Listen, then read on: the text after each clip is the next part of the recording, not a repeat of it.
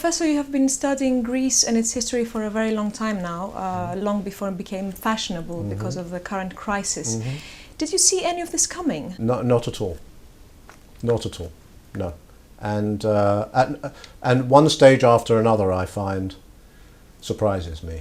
So that just shows you how historians are as hopeless as anybody else at predicting the future. You know very well Greece, its history and its people, but also you have the view of an outsider because you don't live here. What is the feeling you get here? What is the vibe you get here? Well, that's very difficult to summarize in a few words. First of all, that everybody's living with the crisis on a daily basis, and that's exhausting and nerve-wracking and having a kind of psychic toll. And I think this uncertainty about the future that people feel is maybe the biggest burden on everybody. But then it varies. I was in Thessaloniki, I was in some of the islands. The feeling, the situation, the real situation and the feeling seems to all to me to be worse in Athens than anywhere else for some understandable reasons. And then it's complicated because along with the real crisis that has affected many people, quite a lot of people are not living very differently from how they were living before. And a lot of people, some of those who are affected and some of those who are in the political game, are living another crisis in their heads, if I can put it that way. And there's this whole kind of psychic, there's a sort of psychodrama of the crisis that's as important as the numbers and the data and the statistics. And I've been trying to understand all of this. What is your opinion on the Greek political class? How have they fared so far on handling this crisis? Well, I think that we are approaching a really critical moment when they have to show their mettle. The ultimate test for them, I interpret the rise of Χρυσής Αυγής as sign of the deep delegitimation of the political class.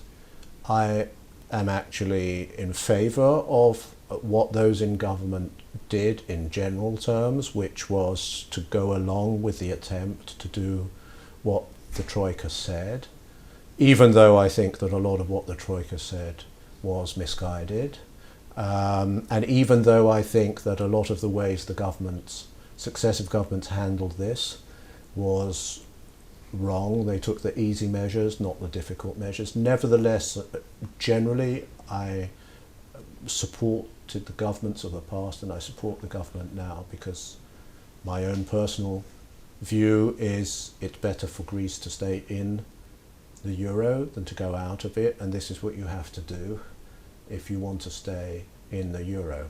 But I think there's a massive delegitimation of the politicians, completely understandably, because they haven't shown in any way a desire to share in the sacrifices.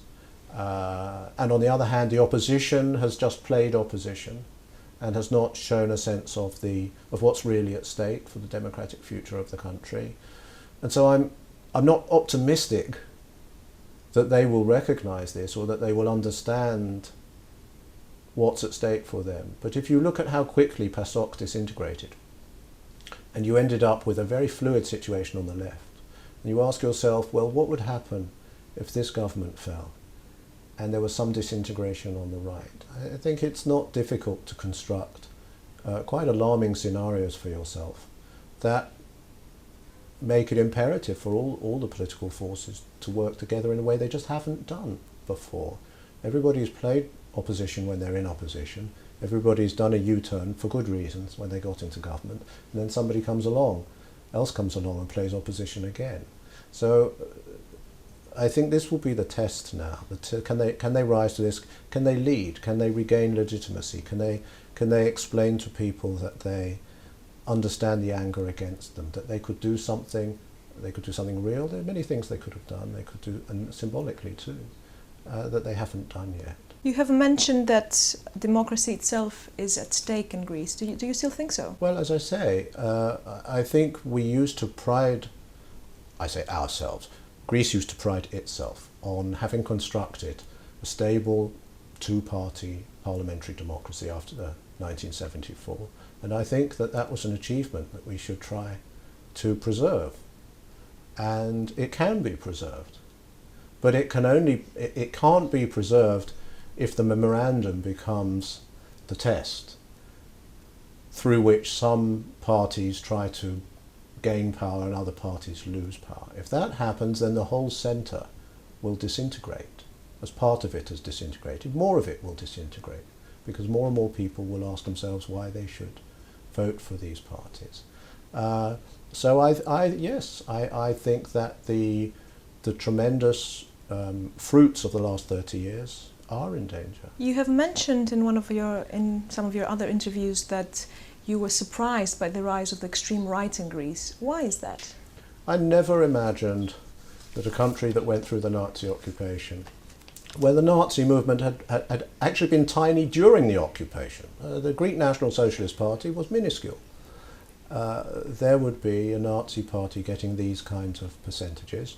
And I certainly never imagined that in a country which I think had acquired a tradition of peaceful conduct, that public violence would increase the votes, as they have.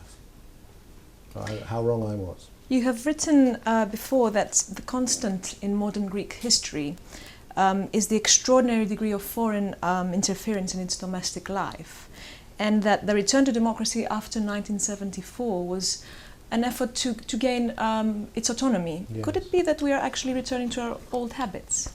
Well, I think this is also what's at stake externally. What is it necessary to do to regain a measure of autonomy in internal affairs? I mean, there are many small countries. Denmark is a small country. Norway is a small country.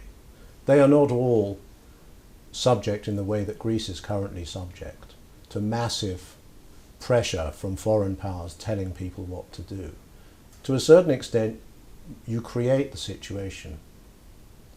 And I think there is really only one way for Greece to escape that. Greece will always be a small country, and that is to have a more properly functioning economy. A slight change of topic. What do you think of the way that Greek history is taught in Greek schools and universities?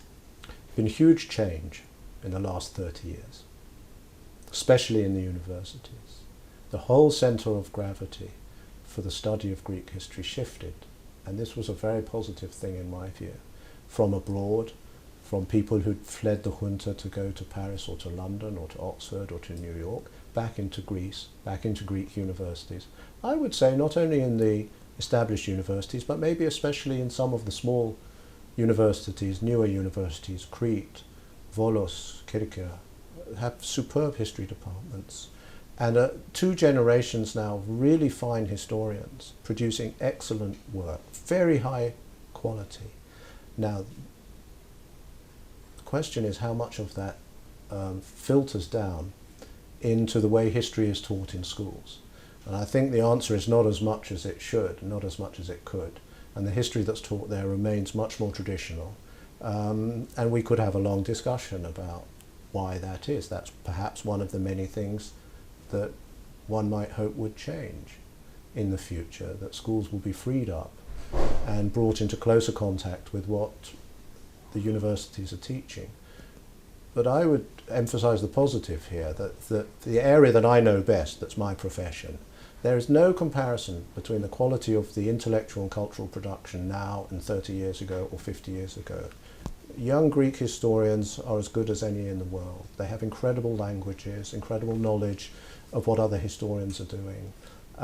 These are the kinds of things that I think we should fight to preserve. In your latest book, Professor, you deal with the end of the idea of governing the world at a time when the UN and the EU seem to get weaker and weaker every day. And you also mentioned that the crisis has contributed to this weakening.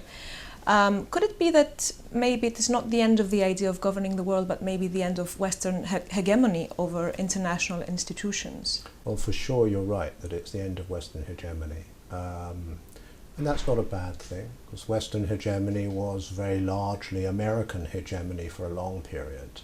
I would make a distinction between the UN and the European Union. I think the European Union is possibly the most powerful, cumulatively, if you put together the Commission and the Court of Justice and other things, most powerful international institution that there's ever been. And it's not a bad model. I talk in the book about its virtues and its weaknesses, and lots of weaknesses. It's very elite character, it's very bureaucratic character, it's rather undemocratic character. These are all real shortcomings. But as a political experiment, it's very, very remarkable. I think it's pushed Europe into a new era. It served its members very well. I think it, for me, took a wrong turning, as international institutions did in general in the 1990s, that the globalization went too far, not of trade, but of finance, and created enormous instability that we're living with the consequences of that today. Capital became too easily available, it became too liquid, it was able to move too fast. Short-term investments were prioritized over higher long-term investments, and the union facilitated that. It didn't have to happen. It helped craft the rules of this regime. One of the things that worries me internationally is, despite all that we now know about the banking crisis, all that we know about the scandal of LIBOR in London, the interbank lending rate, the governments and politicians still have been very lacking in confidence to do anything about this situation and to bring the financial sector under political control. Professor, thank you very much. My pleasure.